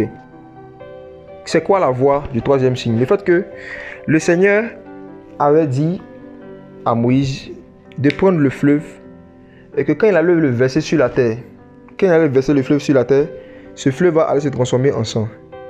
Et bien aimé, il n'y a aucun verset dans Exode où Moïse a fait ça. Aucun verset. Il n'y a aucun verset où Moïse a pris de l'eau du fleuve, a versé par terre et s'est transformé en sang. Il n'y a aucun verset où Moïse a fait ça. Dans cette histoire qu'on est en train de lire, si vous lisez bien encore, c'est encore Aaron que Dieu a utilisé. Et qu'est-ce que Aaron a fait? Il n'a pas pris de l'eau du fleuve pour verser par terre. On dit qu'il a pris sa verge et il a frappé l'eau. N'est-ce pas? C'est comme ça que c'est écrit chez tout le monde. Il a pris sa verge pour frapper l'eau et l'eau est devenue le sang. Donc c'était deux signes différents en fait. Le premier signe que le Seigneur avait donné, c'était pour Israël. Le deuxième ici, par rapport à l'eau qui devient du sang, c'était pour l'Égypte. Donc, quel est le lien entre ça et le sang de Jésus? Le fleuve que Aaron a frappé, qui est devenu du sang, sentait mauvais et était dégoûtante seulement que pour les Égyptiens. Regardons attentivement. verset 17. Exode chapitre 7, verset 17 à 18. Ainsi parle Yahweh, à ceci tu sauras que je suis Yahweh. Je vais frapper de la verge qui est dans ma main. Yahweh qui parle, qui est dans ma main. Les eaux du fleuve, et elles seront changées en sang. Et là, il est en train de parler de ce qu'il allait faire dans le monde spirituel. Il parle de la verge qui est dans lui sa main. Le Seigneur parle de la verge qui est dans lui sa main. Lui sa main. Maintenant, il dit, le poisson qui est dans le fleuve mourra, le fleuve deviendra puant, et les Égyptiens, pas tous les habitants d'Égypte, pas les enfants d'Israël, pas son peuple, les Égyptiens éprouveront du dégoût à boire des eaux du fleuve. Yahweh parla aussi à Moïse, dit à Pharaon, prends ta verge et étends ta main sur les eaux des Égyptiens, sur leurs rivières, leurs ruisseaux, leurs marais, et tout leur amas sur les eaux, et elles deviendront du sang. Il y aura du sang par tout le pays d'Égypte, même dans les vases de bois et de pierre. Moïse donc et Aaron fit ce que Yahweh avait ordonné. Aaron leva la verge. C'est Aaron, hein? Et il frappa les eaux du fleuve sous les yeux de Pharaon, ses serviteurs, et toutes les eaux du fleuve furent changées en sang. Bien-aimé, il y a une question qu'on peut se poser. Ce sang, je suis un peu ému en parlant parce que le Seigneur a ouvert mes yeux en fait sur la gravité du châtiment que vont recevoir ceux qui jouent avec le sang de Jésus. Ceux qui n'ont pas accepté le sang de l'agneau, ceux qui n'ont pas accepté Christ. Ce sang-là, qui dégageait une mauvaise odeur, une odeur de mort. Ce sang-là, qui faisait que l'eau était devenue imbuvable pour les Égyptiens. Les Égyptiens représentent les païens et le monde. Bon, restons d'abord sur les Égyptiens. Je vais vous poser une question. De qui venait ce sang? Est-ce que c'était le sang des animaux? Non. Est-ce que c'était du sang humain? Non. Ce sang-là, qui a rendu imbuvable les eaux dans la bouche des enfants, des Égyptiens, c'était quoi? C'était le sang de qui? C'était le sang qui venait du Seigneur. C'était un sang qui venait du ciel. Et par cet acte-là, le Seigneur était en train de donner une image pour dire que quand le sang de Christ va verser là, ça va rendre dégoûtante la vie des païens. L'eau représente la vie, la source de vie. L'eau est source de vie. C'est pour ça que depuis que le sang de Jésus est versé, le monde est devenu pire que ce qu'il était avant. C'est pour cela que depuis que le sang de Jésus est versé, la vie des païens, la vie de ceux qui représentent les Égyptiens est devenue encore plus misérable que ce que c'était auparavant. Le péché a augmenté. Les esclavages des démons ont augmenté. Les maladies ont augmenté. Les guerres, les famines, ça ne va pas cesser. Pourquoi? Parce que le sang du Seigneur n'est pas seulement un sang qui sauve, c'est aussi un sang qui juge. Imaginez-vous si la voix du sang d'Abel a rendu misérable la vie de Caïn et la voix du sang de l'agneau. Comment est-ce que ça peut rendre misérable la vie de ceux qui vont jouer avec ce sang-là et qui vont le verser pour rien? Plus quelqu'un a l'opportunité d'entendre l'évangile, d'entendre la parole, et il ne se répand pas, il demeure dans son péché, sa vie devient misérable. Il y a une expression même que les païens ont inventée qu'on appelle perdre goût à la vie. La vie n'a plus de goût. Le goût initial que la vie avait, que les eaux d'Égypte avaient, là, le sang a changé ça. La vie est devenue dure, misérable. Les païens sont devenus encore plus méchants que ce qu'ils étaient auparavant. Pourquoi? Parce que Dieu a levé sa verge qui était dans sa main. Et il a frappé les eaux du fleuve qui étaient sur la terre. Les fleuves représentent les nations, n'est-ce pas? N'est-ce pas que quand Jean a vu une femme qui était assise sur les grandes eaux et qu'on lui a donné l'interprétation de cette figure qu'il voyait, la grande prostituée, qu'est-ce que l'ange qui lui parlait lui a dit? Il dit les fleuves représentent les nations. Les grandes eaux que tu as vues représentent les nations. Le jugement de Dieu sur les nations aussi a empiré à la croix avec la crucifixion du Messie. Donc le jugement qui est venu par le sang en Égypte était une préfiguration du jugement qui allait venir sur les nations, sur les fleuves spirituels, les eaux spirituelles, à cause du fait d'avoir rejeté le Fils de Dieu. Ne jouons pas avec le sang de Jésus. Ça peut nous faire perdre le goût de la vie. Mais par contre, lorsque tu acceptes l'évangile, que tu te répands de tes péchés, le sang de Jésus donne goût à ta vie. Parce que ce goût amer là, de la vie, ce goût amer des fleuves et des eaux, c'était seulement dans la bouche des Égyptiens. Mais c'était un jugement qui ne concernait pas les enfants d'Israël. Dans le même endroit, ils sont dans le même pays. Hein. Mais il y a quelqu'un qui boit l'eau du fleuve et puis il dit c'est très bon. Et puis il y a un autre qui boit l'eau, il dit non, c'est puant, ça a le goût du sang.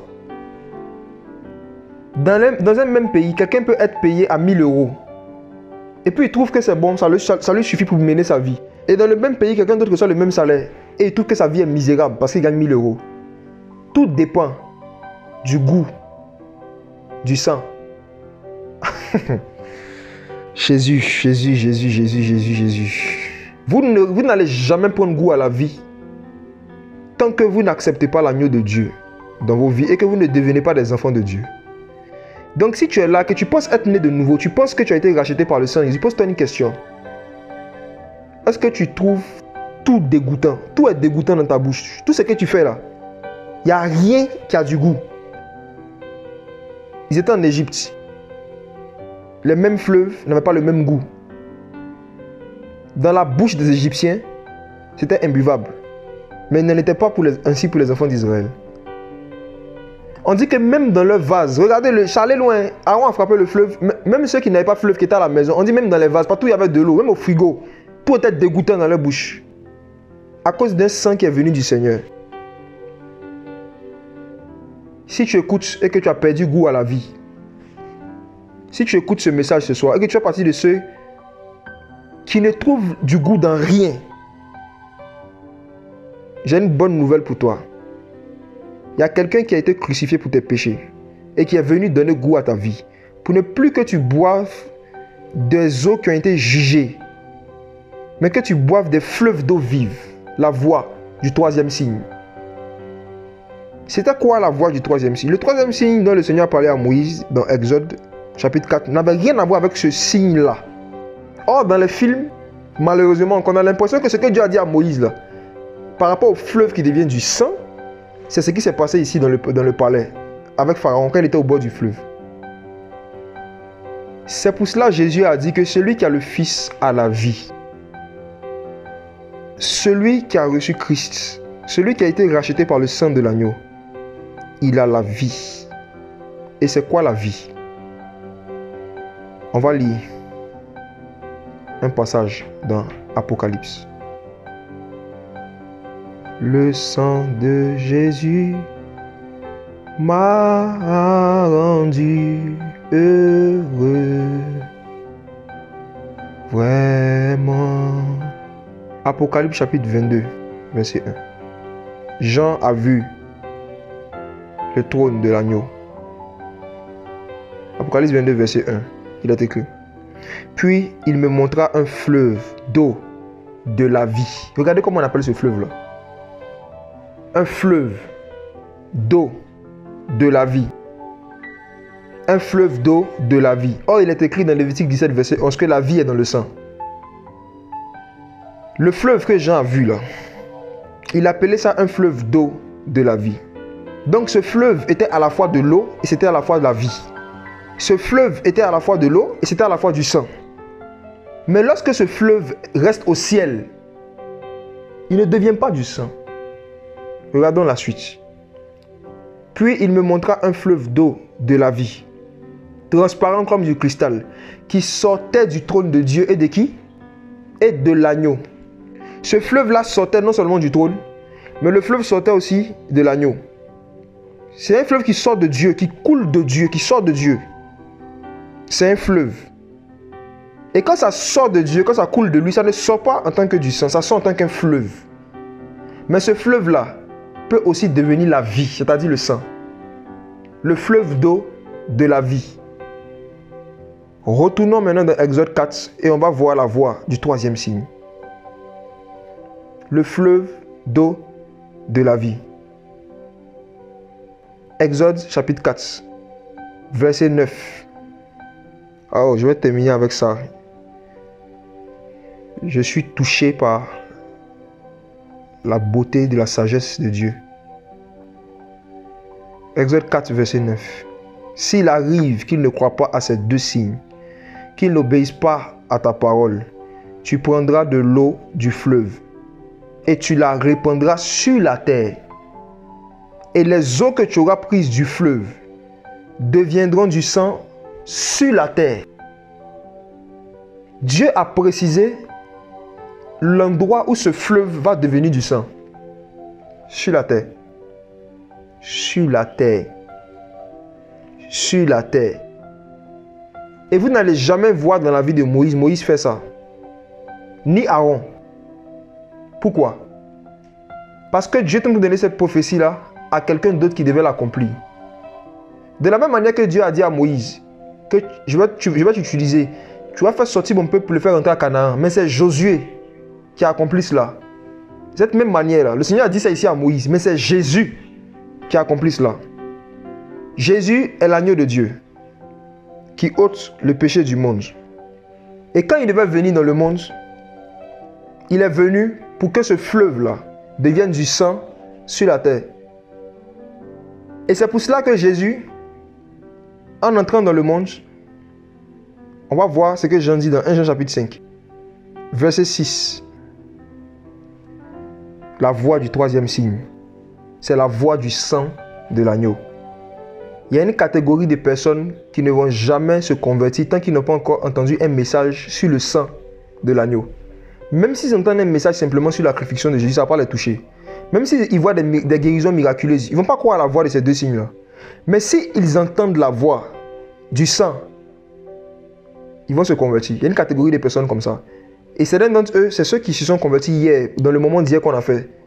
Il y a beaucoup d'entre eux qui avaient déjà entendu l'évangile. Mais quand ils ont entendu le message sur le sang de l'agneau, c'est là qu'ils ont réalisé leur état. Et ils ont été touchés par la voix du troisième signe. Et regardons ici ce qui est écrit dans 1 Jean 5, le verset 6. C'est ce Jésus, le Christ, qui est venu à travers l'eau et le sang.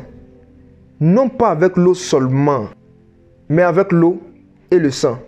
Et c'est l'Esprit qui rend témoignage. Or, l'Esprit est la vérité. Bien-aimé, Jésus n'est pas venu sur la terre avec l'eau seulement. Il est venu avec l'eau et le sang. Et l'eau et le sang sont deux manifestations du même esprit, du Saint-Esprit. Le Saint-Esprit symbolise parfois l'eau, parfois il symbolise le sang. L'eau et le sang sont deux manifestations de la vérité. Dans beaucoup de passages, parfois l'eau symbolise la vérité. Le vin aussi symbolise la vérité. Le sang aussi symbolise la vérité. Et regardons la promesse par rapport à la purification de nos péchés, ce que le Seigneur avait dit à Ézéchiel, dans Ézéchiel chapitre 36. Ézéchiel chapitre 36, le verset 24. Oh Jésus, Jésus. Seigneur, fais entendre la voix de ton sang, fais entendre la voix du troisième signe ce soir à quelqu'un qui n'est pas encore né de nouveau et qui puisse se convertir avant qu'on parte. La voix du sang, c'est la voix du troisième signe. Ézéchiel chapitre 34, verset 24. Je vous retirerai d'entre les nations, je vous rassemblerai de tous les pays et je vous ramènerai dans votre terre. Je répandrai sur vous une eau pure et vous serez nettoyés. Je vous nettoyerai de toutes vos souillures et de toutes vos idoles. Voici la promesse de la purification de la nouvelle alliance que le Seigneur avait donnée. Il a parlé d'une eau pure. Et que c'est cette eau-là en fait qu'elle allait nous purifier. Cette eau pure. Cette eau qui sort de l'agneau. Le Seigneur a dit que ce qui nous purifie, c'est une eau pure. Mais cette eau pure-là, à quel moment elle est capable de nous purifier? Pourquoi elle est capable de nous purifier? C'est parce que cette eau pure-là, c'est elle aussi, c'est la même eau aussi qu'on appelle le sang de l'agneau. 1 Jean 1, verset 6 à 7. Si nous disons que nous sommes en communion avec lui et que nous marchons dans les ténèbres, nous mentons et nous n'agissons pas selon la vérité. Nous ne marchons pas selon l'eau et le sang, selon la parole, selon l'évangile. Mais si nous marchons selon la lumière, comme Dieu est dans la lumière, nous sommes en communion les uns avec les autres. Et le sang de son Fils nous purifie de tout péché. Donc vous allez voir des passages où on nous dit que nous sommes purifiés par une eau pure et des passages où on nous dit que nous sommes purifiés par le sang. Ce ne sont pas deux éléments différents, hein, mais c'est deux manifestations différentes du même élément qui est le fleuve. Ce fleuve peut être une eau pure et ce fleuve aussi peut servir de sang. C'est le même fleuve qui devient du sang quand il est répandu sur la terre. Bien-aimé, pour terminer, pour mettre le clou à cette vérité, si c'est vrai, il faut qu'on puisse trouver dans les évangiles quelqu'un qui ne s'est pas converti quand il a vu des miracles. Il a vu des miracles de guérison, il ne s'est pas converti. Il faut qu'on puisse trouver dans nos Bibles quelqu'un qui ne s'est pas converti quand on lui a parlé de Jésus-Christ crucifié. On lui a parlé du serpent des reins. Il a vu le serpent, il ne s'est pas converti. Il a vu des miracles, il ne s'est pas converti. Mais qui a été converti lorsqu'il a entendu la voix du sang et de l'eau. Le centenier romain. Est-ce qu'on peut lire ça? Quelqu'un qui n'a pas reconnu que Jésus est le Fils de Dieu à partir de la voix du premier signe ou bien du deuxième signe. Mais il a reconnu que Jésus est le Fils de Dieu à partir de la voix du troisième signe. On va terminer avec. C'est merveilleux. Je ressens fortement la présence de l'agneau. Oh Jésus. Matthieu chapitre 27, verset 50. Oh Seigneur Jésus, merci pour la voix du troisième signe. Matthieu 27, verset 50. Alors Jésus poussa de nouveau un grand cri et rendit l'esprit. Et voici, le voile du temple se déchira en deux, depuis le haut jusqu'en bas, et la terre trembla et les pierres fondit. Qu'est-ce qui a déchiré le voile? Et qu'est-ce qui a fait trembler la terre et a fait fondre les choses? C'est la voix de Jésus. Le cri qu'il a poussé. Le cri que l'agneau a poussé. Le dernier cri que l'agneau a poussé. Avant ça, il y a beaucoup de versets où on dit il s'écria. Un jour, on dit il est venu, il a dit il s'écria. Il dit que celui qui a soif vienne et qui boive les fleuves. Les gens ne sont pas convertis. Certains sont convertis, d'autres pas. Mais il y a un cri qu'il a poussé ici. Et quand il a poussé ce cri-là, non seulement le voile du temple s'est déchiré de haut jusqu'en bas, mais la terre a tremblé et il y a des pierres qui ont fondu. Et on va lire le verset 54.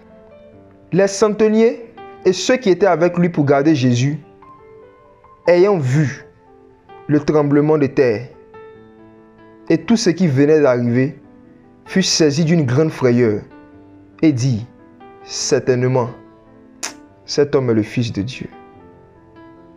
Bien-aimés,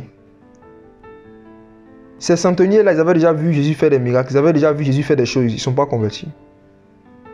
Le centenier qui était là, il avait vu Jésus-Christ crucifié pendant qu'il était vivant. Il ne s'est pas converti. Mais il y a une voix qu'il a entendue et il a vu ses manifestations. Cette voix-là a ébranlé les pierres. Les pierres symbolisent le cœur endurci. Le Seigneur dans Ézéchiel 36, verset 26 avait dit à Ézéchiel que je vais enlever votre cœur de pierre et je vais vous donner des cœurs de chair. Mais quelle est la voix qui peut ébranler les pierres, même les cœurs les plus endurcis? C'est la voix du sang de l'agneau. Un grand cri qui est sorti pendant que Jésus était en train d'agoniser, pendant qu'il était en train de souffrir ses dernières souffrances. C'est cette voix-là. Quand ils ont vu, ça n'a pas fondu seulement des pierres physiques, ça a fondu aussi les pierres spirituelles, les cœurs endurcis. Ces centeniers-là, ça a fondu le cœur. Le cri de Jésus. Et quand ils ont vu ce qui s'est passé, ils ont vu le tremblement des terres. Il dit, non, certainement cet homme est le Fils de Dieu. Qu'est-ce qui prouve que c'est le cri de Jésus qui a ébranlé leur cœur, qui a brisé leur cœur? Ésaïe chapitre 6. On est en train de terminer avec la même histoire. Hein? Ésaïe 6. C'est la vision d'Ésaïe. Vous pouvez lire à partir du verset 1 pour ceux qui ne connaissent pas, mais on va gagner du temps. Il y avait des séraphins qui étaient... Ésaïe a vu des anges qui étaient devant le trône de Dieu. Et il dit que ces anges-là, au verset 3, Ésaïe 6, verset 3, ils criaient l'un à l'autre et disaient, Saint, Saint, Saint est Yahweh des armées. Toute la terre est pleine de sa gloire. Qui était en train de crier au verset 3? C'était les anges.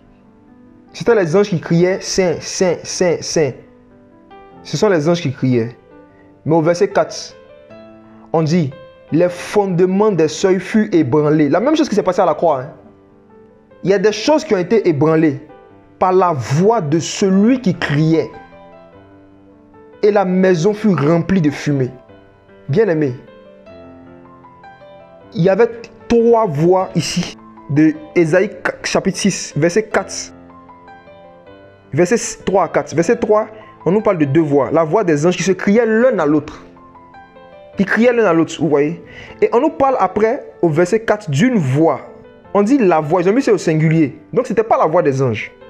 Ce n'était pas la voix des anges. Il y a une voix qui a crié et qui a ébranlé les fondements.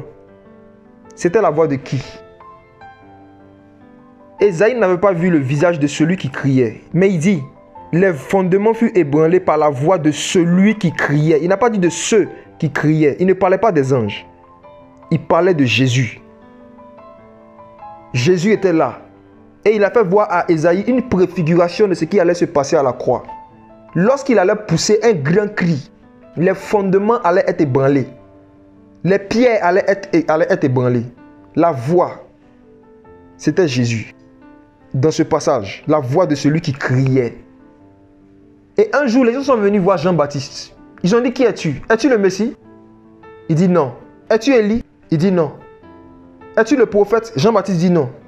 Allons regarder la réponse de Jean. Il dit qu'il est qui? Qui était-il Jean-Baptiste? Matthieu chapitre 3, verset 3. Or, c'est lui dont Ésaïe le prophète a parlé. Qui est le premier qui a parlé de cette expression? La voix de celui qui criait. C'était Ésaïe, dans Ésaïe chapitre 6, le verset 3. Et Ésaïe avait annoncé, avait prophétisé qu'il y a quelqu'un qui allait venir. Et celui qui allait venir là, on allait l'appeler aussi la voix de celui qui crie. Car c'est celui dont Ésaïe le prophète a parlé en disant, c'est ici la voix de celui qui crie dans le désert. Préparez le chemin du Seigneur, aplanissez ses sentiers. Jean-Baptiste n'était pas celui qui criait. Jean-Baptiste était la voix de celui qui criait. Je rembobine. Jean-Baptiste n'était pas celui qui criait. Jean-Baptiste était la voix de celui qui crie. Donc, qui criait? L'agneau. L'agneau immolé. Jésus. Ce n'est pas Jean-Baptiste qui criait, c'était Jésus. Jean-Baptiste n'était que sa voix. Et comme moi aussi, je ne suis que la voix, l'une des voix de Jésus. Je suis la voix de celui qui crie sur Zoom. Répentez-vous. Ce cri ne vient pas de moi. Je ne suis que la voix, mais il y a quelqu'un qui crie au travers de moi. Il s'appelle Jésus. Et il dit, aujourd'hui, si vous entendez sa voix, n'endurcissez pas votre cœur. Sa voix peut ébranler les cœurs les plus endurcis, les cœurs les plus secs. La voix de celui qui crie. Et le centenier l'a vu. Et il dit certainement, cet homme est le Fils de Dieu. Et autre chose qui s'est passée encore, toujours dans le même épisode, on regarde dans Jean chapitre 19, verset 32. Je lis rapidement. Les soldats vinrent donc et rompirent les jambes au premier, le premier crucifié, et même l'autre qui était crucifié avec lui. Puis s'étant approché de Jésus et voyant qu'il était déjà mort, ne lui rompit pas les jambes. Mais un des soldats lui perça le côté avec une lance, et immédiatement il sortit du sang et de l'eau. Le fleuve qui sort de l'agneau. Jésus. Quand l'agneau a été immolé, physiquement, quand Christ est mort, il y a quelque chose, il y a un fleuve qui pouvait maintenant légalement sortir de lui.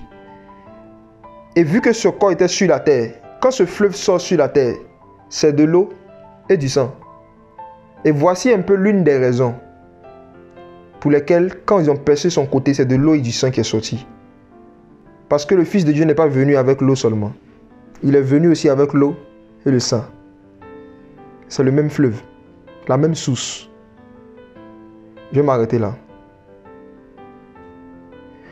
J'aimerais parler à ceux qui nous écoutent et qui peut-être se sont rendus compte aujourd'hui ou hier qu'ils n'étaient pas réellement nés de nouveau. Vous sentez que vous êtes encore esclave du péché. Vous sentez que vous n'avez pas de goût à la vie et que votre vie n'a pas de goût. On pourrait les autres jours parler de pourquoi Jésus a dit que vous êtes le sel de la terre. C'est parce que lorsque nous recevons Christ, nous recevons son sang. Et dans le sang, il y a du plasma, il y a du sel là-dedans. Dans le sang, il y a le sel. Donc tout homme qui a vraiment Christ dans sa vie sera salé de sel. Et Jésus a dit cela. Tout homme sera salé de sel. Est-ce que ta vie est salée? Est-ce que tu as le sel du monde? Est-ce que tu as du sel dans ta vie? Sinon, tu as besoin du sang de l'agneau. Est-ce que ta vie a un sens? Est-ce que tu es libre par rapport à l'esclavage du péché? Est-ce que tu es libre par rapport aux démons? Est-ce que tu expérimentes la liberté des enfants de Dieu? Ou bien tu fais semblant d'être chrétien? Tu fais semblant d'être né de nouveau, mais dans le fond, la vie chrétienne pour toi n'est pas une fête. Tu ne te réjouis pas dans la présence du Seigneur. Tu fais beaucoup de choses par contrainte. Et tu sais dans ton cœur que ton cœur est dur. Tu as un cœur de pierre. Même peut-être que quand tu es en train de parler, ton cœur de pierre a commencé à se briser au fur et à mesure. Les fondements ont commencé à être ébranlés parce que tu entendais la voix du troisième signe. La voix de celui qui crie.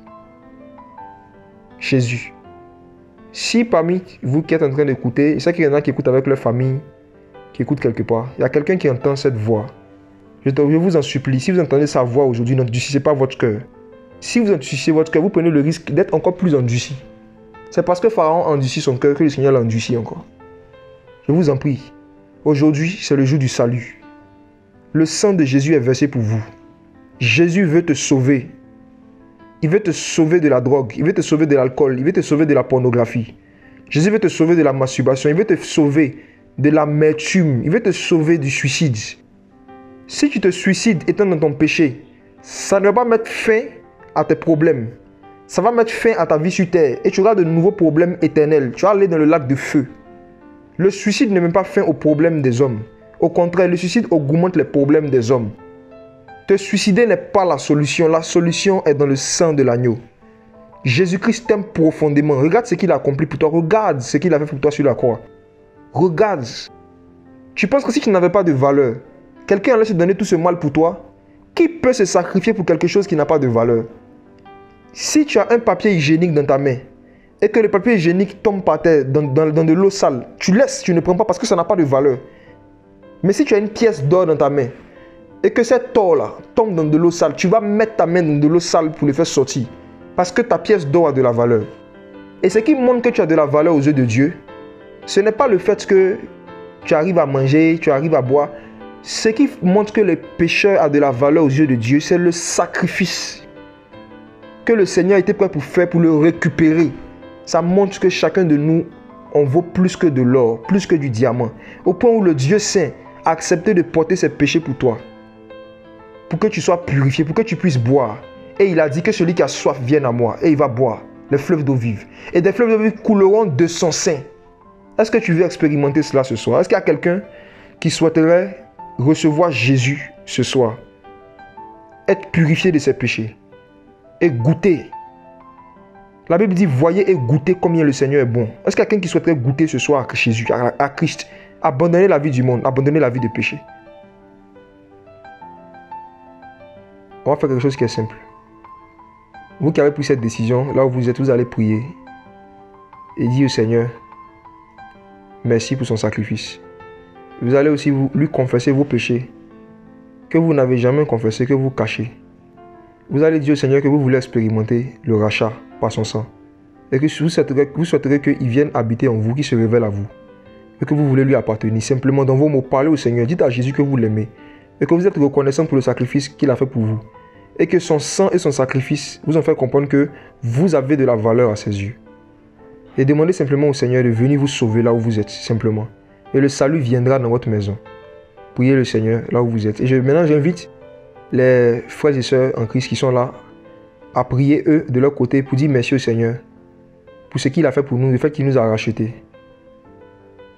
J'aimerais qu'on dise simplement merci au Seigneur. Et plusieurs d'entre vous, ceux qui étaient brisés, ceux qui avaient perdu la vie de prière, le Seigneur veut nous faire expérimenter le temps de la vie. Le Seigneur veut restaurer beaucoup de choses ce soir dans la vie de ceux qui lui appartenaient déjà. Son sang est disponible encore. J'aimerais que chacun regarde sa vie chrétienne, sa marche chrétienne, et regarde, est-ce que je porte du fruit? Est-ce que je manifeste encore la vie du Seigneur? Est-ce que je vis la vie du Seigneur? Est-ce que je vis la vie de prière? Où est-ce que j'en suis? Ma vie de méditation, la vie de jeûne, où est-ce que j'en suis? Par rapport à l'amour du prochain, par rapport au pardon, où est-ce que j'en suis? J'aimerais que vraiment chacun s'examine et que chacun demande au Seigneur de lui faire expérimenter le fleuve d'eau vive ce soir. J'aimerais que chacun se mette au pied du Seigneur là où il est et qu'il parle au Seigneur selon l'état de sa vie actuelle. Et si tu sais que tu n'expérimentes pas la vie, tu n'expérimentes pas la vie qui est en Jésus, parce que tu l'as perdu peut-être à cause du péché, à cause de la négligence, à cause de beaucoup d'autres choses, ce soir, le Dieu de la vie est là. Et il peut te faire expérimenter sa vie. J'aimerais que chacun prie de son côté.